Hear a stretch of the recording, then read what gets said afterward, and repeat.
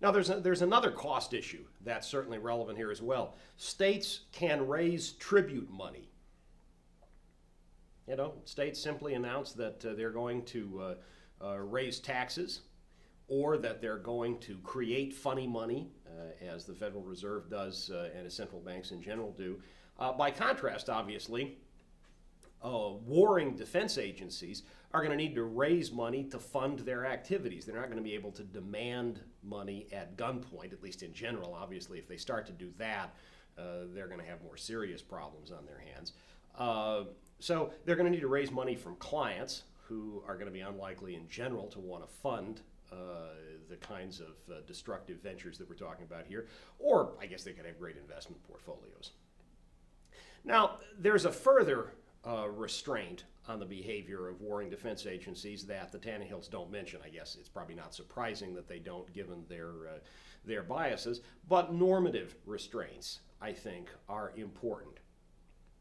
That is to say, I think most people want to be relatively fair and decent much of the time. That doesn't mean people are all good and all nice, but it means that a lot of people, a lot of the time, don't really think that engaging in destructive violence, targeting others, is such a great thing.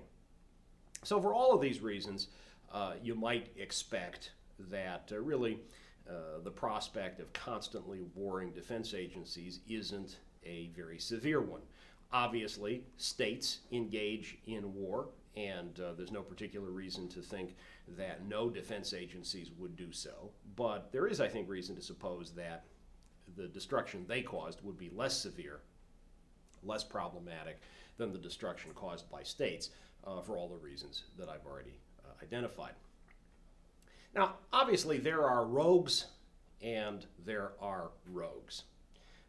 What I've been focusing on so far is the possibility of a company that tries to succeed as a legitimate business but uses force excessively, breaks a lot of kneecaps, is generally aggressive and violent in pursuit of its objectives.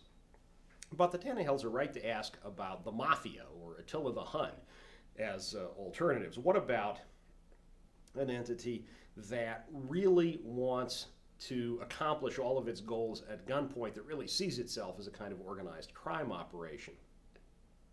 Now, the Tannehills, I think, rightly suggest that the only clients of this kind of agency would be big-time aggressors.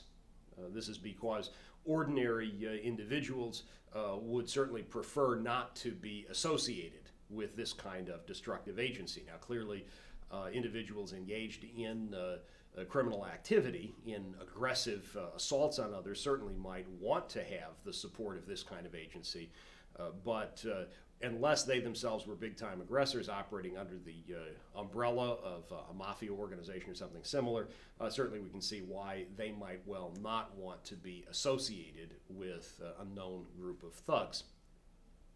Now, there's another issue that the Tannehills focus on here, which I think is very important, which is that a mafia only exists where there's a black market, and black markets are largely created by the state. Now, I think we can imagine a number of cases where this wasn't the case, right? I mean, we can imagine a black market in, let's say, organs stolen from people. But a great many of the black markets that currently obtain, think about drugs or gambling or prostitution, obviously are black markets only because the state prevents them from being legitimate markets. And there's no reason to suppose that in general, in a stateless society, these wouldn't be open-air markets like all others. And that obviously undermines the ability of criminal organizations to use the capacity for involvement in these areas that the state's activities provide to make a lot of money. I mean, understand, the state makes the mafia money by turning prostitution or gambling or drugs into black markets. If these services or goods were available on the open market, there would be a lot less money to be made through them. And this is why, of course, for instance, we found, as I mentioned before, that in California, gambling interests from out of state were very pleased to work hard to shut down efforts to increase options for legal gambling in California, because they have profits to make when gambling is illegal. Now, the Tannehills recognize that it's not the end of the story just to make these points about mafia-style agencies. They observe that a defense agency certainly could choose to make aggression its business in a defined territory. And in this case, it would create a de facto state. And obviously, this is a troubling possibility.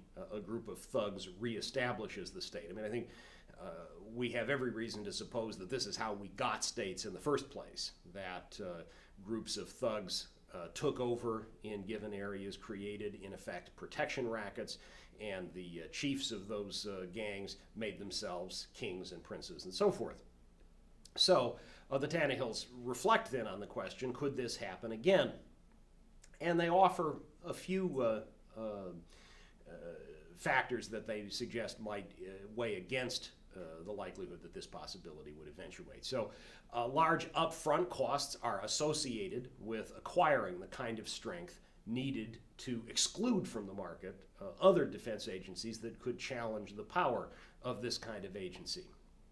It's one thing to engage in this or that piece of mischief below the radar. It's another thing to overtly challenge in monopolistic fashion all of the potential competitors one has, threatening them with violence so they don't stay out of the market.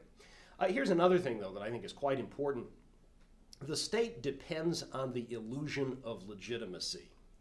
This is a point that goes back, in some sense, all the way to Etienne de la Boétie, who observed in the Discourse on Voluntary Servitude that people are subject to the state because they consent to the state. They think the state is legitimate, and so, sheep-like, they go along with it.